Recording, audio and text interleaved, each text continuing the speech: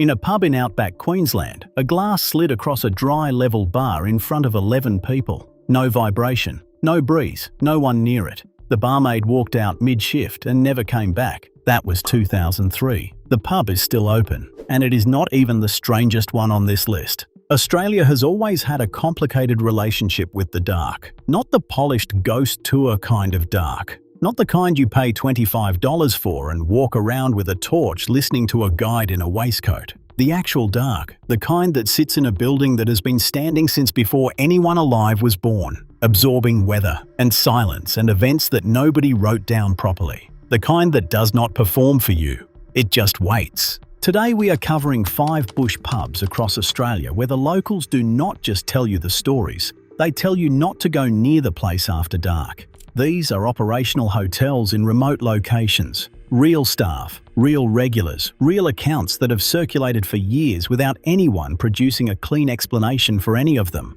The one at the end of this list is the reason I kept the lights on while I wrote this. Burketown Hotel, Queensland. You are standing inside the Burketown Hotel on a Tuesday afternoon in August. The ceiling fans are doing their best. The bar is worn timber, sticky in the corners and smooth in the middle from decades of glasses and elbows. There are 4 people in the room and you can hear every word of every conversation. The light comes sideways through the louvres. Outside, the street is empty except for a cattle dog sleeping in the shadow of a 4-wheel drive. Nobody is in a hurry here. Nobody has been in a hurry here for a long time. The pace of a place like Burketown is its own thing. It is not slow because people are lazy, it is slow because the geography demands it. You are roughly 770 kilometers southwest of Cairns, sitting at the edge of the Carpentaria floodplains in the Gulf country. The wet season turns the roads to rivers, the dry season turns them to dust. The nearest major hospital is a 480-kilometer drive. The heat in November and December is not inconvenient, it is operational. When people say this town is remote, they are not being poetic. They are describing a condition. This pub has been open since 1865. It has outlasted every boom and contraction the Gulf country has ever produced. The bar itself feels like it has absorbed everything that has ever happened in front of it. In 2003, a glass sitting on the unoccupied end of that bar moved approximately 30 centimeters across the surface without being touched. 11 people were in the room. All of them saw it. There was no vibration. The bar surface was level and dry. There was no draft from a door or window. Nobody was standing near the glass. It moved, and it stopped, and the room went quiet in the way rooms go quiet when something has happened that nobody has a word for yet. The barmaid on shift that afternoon left her apron on the bar, walked to the car park, and did not return for her next shift or any shift after that. The publican at the time declined to explain what had happened. The glass was still sitting where it stopped when the next customer walked in 20 minutes later. Nobody who was there has ever offered a clean explanation. The barmaid never spoke publicly about what she saw. And the stool at the end of the bar closest to the far wall, locals will tell you, if you ask, that one has been empty for 20 years. Not because of a rule, not because of a sign, just because people who know the story tend to choose a different seat without being asked to.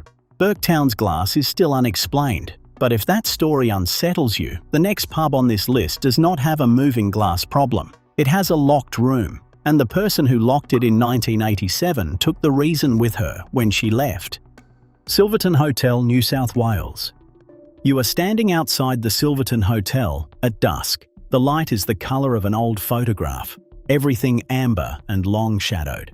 The pub wall is covered in hand-painted signs and hubcaps and faded memorabilia that accumulates when a building has been open for over 140 years.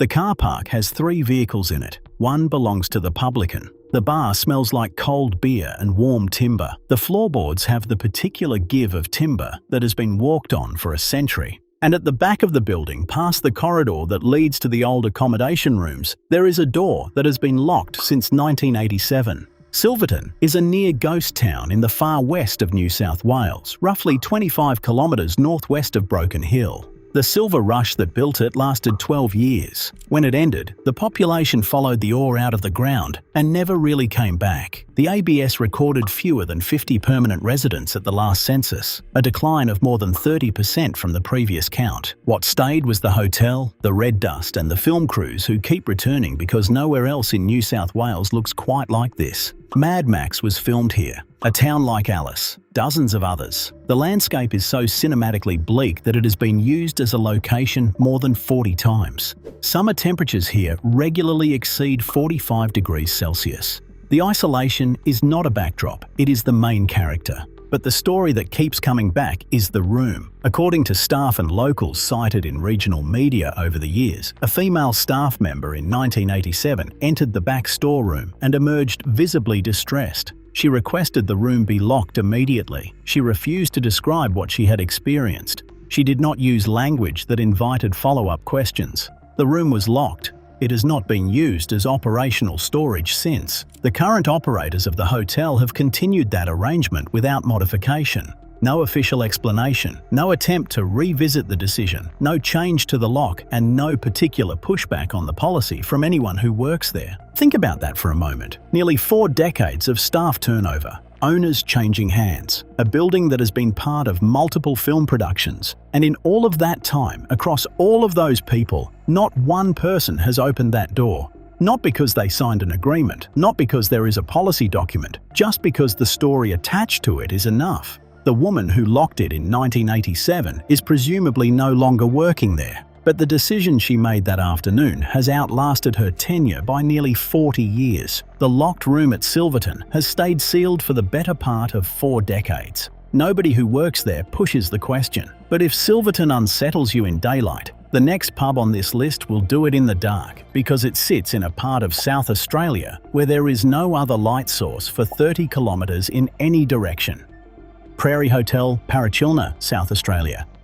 You are standing in the Prairie Hotel car park at 11 at night. There is no streetlight. There is no ambient glow from a town nearby. The nearest town with lit streets is more than 50 kilometres south. The stars are overwhelming in the literal sense. Your eyes adjust and keep adjusting, and there is still more sky than you know what to do with. The silence is the kind that has texture to it. You are aware of it, the same way you would be aware of a sound. The hotel behind you is warm and lit, and the kitchen is still going. And then you hear voices, not loud, not words you can make out, just voices, coming from the direction of the car park where there is no one standing. Parachilna is a settlement of fewer than 10 permanent residents in the central Flinders Ranges, approximately 450 kilometres north of Adelaide. The landscape around it is among the most geologically ancient on the planet, the kind of ancient that makes human timescales feel like a rounding error. The Prairie Hotel is not just the only pub in Parachilna. It is, in practical terms, the only operational building. A medical emergency here is a 160-kilometre drive to Port Augusta or a flying response from the Royal Flying Doctor Service. The remoteness is not a feature of the experience.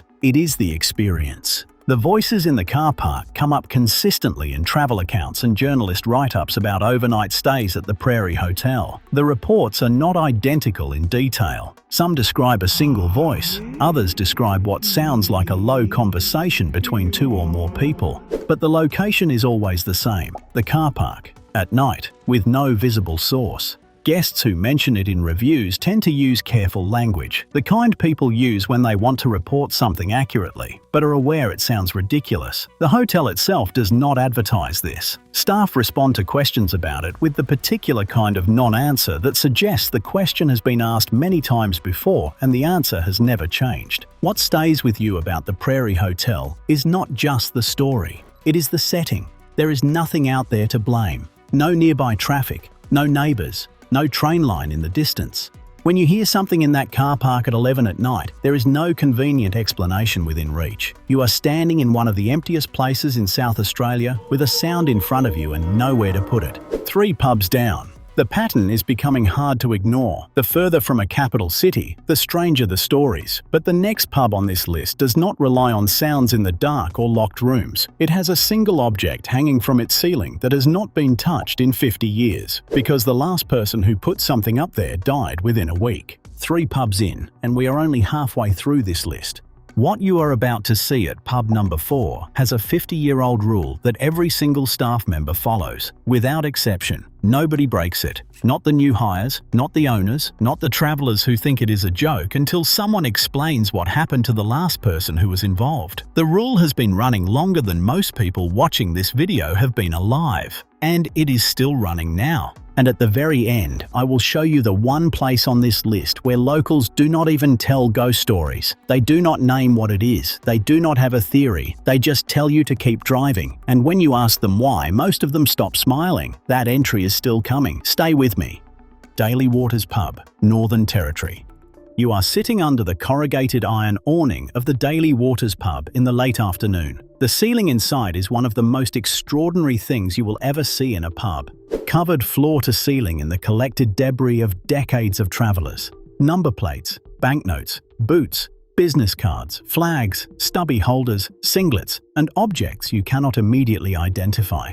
The sheer weight of accumulated history in this room is physical. It smells like cold beer and old timber, and the particular compressed energy of a place that has absorbed 10,000 conversations and kept all of them. Above the bar, among the hundreds of items pinned overhead, there is a single bra that has been there since 1974. And staff will tell you, clearly and without any sense that they are joking, do not touch it. Daly Waters sits roughly 590 kilometres southeast of Darwin on the Stuart Highway. Permanent population sits under 20 people. The pub has been operating continuously since 1930, making it one of the oldest licensed premises in the Northern Territory. The nearest full hospital is in Katherine, 270 kilometres to the north. The wet season effectively closes the area to casual travel. In practical terms, the town exists as the pub, and almost nothing else. Thousands of travellers stop here every dry season. Grey nomads doing the Stuart Highway run, backpackers, people making the Darwin to Adelaide trip who need a cold drink and something to look at.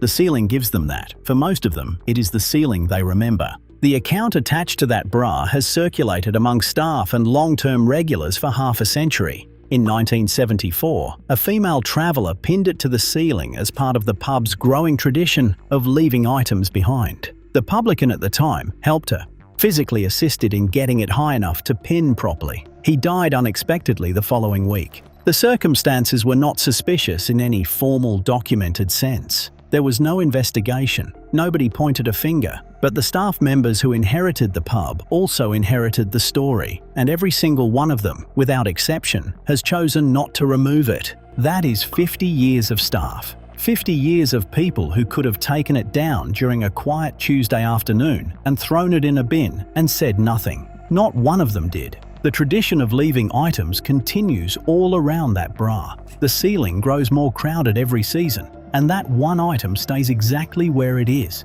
It has been there longer than most of the people who serve drinks underneath it have been alive. Nobody touches it, and the final location on this list does not need objects or locked rooms or voices in the dark. It is a ruin. It has been a ruin for years, and the people who live nearest to it will not walk past it after 9 at night. And when you ask them why, most of them stop smiling. Etamoga Pub Ruins, New South Wales.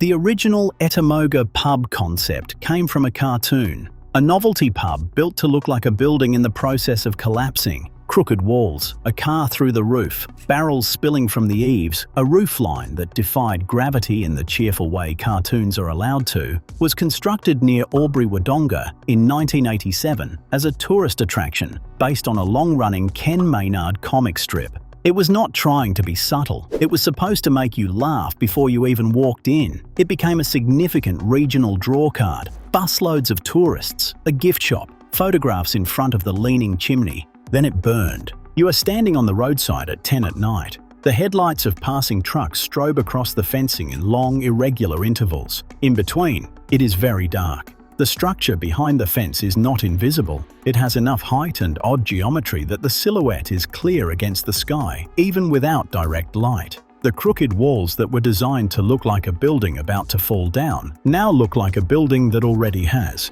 Not as a joke, as a fact. The car through the roof is still there, or something that used to be a car. The details that were once comic are now just wrong. You have your phone in your hand, and you are deciding whether to take a photo. You decide not to. The site was fenced off after the fire, and the building was never demolished. What remains is the original novelty architecture, scorched, partially collapsed, frozen in a state that the designers never intended and the builders never planned for. The Albury-Wodonga area around it is a fully serviced regional city with normal infrastructure, a functioning hospital system, good road connections, and a property market that reflects genuine livability. The ruins sit on the outskirts. The city is fine. The ruins are something else entirely. The accounts from locals in Albury and the surrounding area are consistent enough to be worth taking seriously. People who grew up near the site report not walking or driving past it after dark without keeping their eyes deliberately on the road. Not because of a specific documented incident, not because of a named ghost or a recorded death, not even because of a story, really. Just because it is the kind of place that does something to your peripheral vision at night that you would rather not investigate.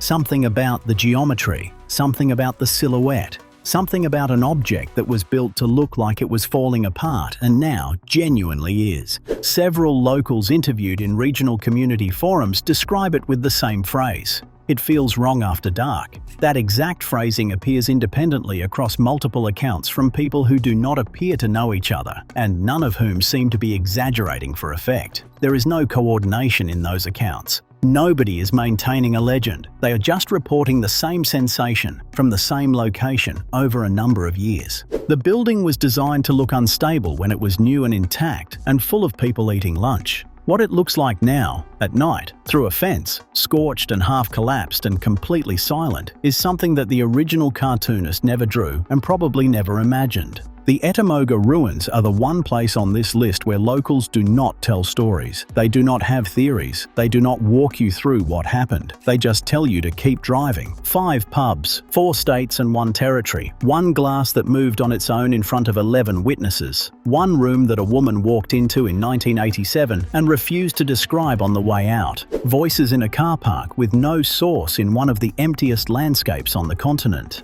a single object on a ceiling that 50 years of staff have collectively decided not to touch, and a ruin on a highway that makes people keep their eyes on the road. Not one of these stories has ever been officially explained. That is the thing that stays with me about all 5 of these places. They are not obscure. They are not hidden. The Silverton Hotel has been in 40 films. The Daily Waters pub gets thousands of visitors every season. The Etamoga ruins are visible from a major highway. These stories have had every opportunity to be debunked, investigated, explained away, or forgotten, and none of them have been. They just keep circulating, quietly, among the people who were there. Australia's outback has always kept its own records. The ones that do not end up in official accounts tend to end up in pubs, passed between the people who stayed when everyone else left. These 5 places are where that tradition is most concentrated and most stubborn. If any of these pubs are on a route you are already planning, do one thing before you go: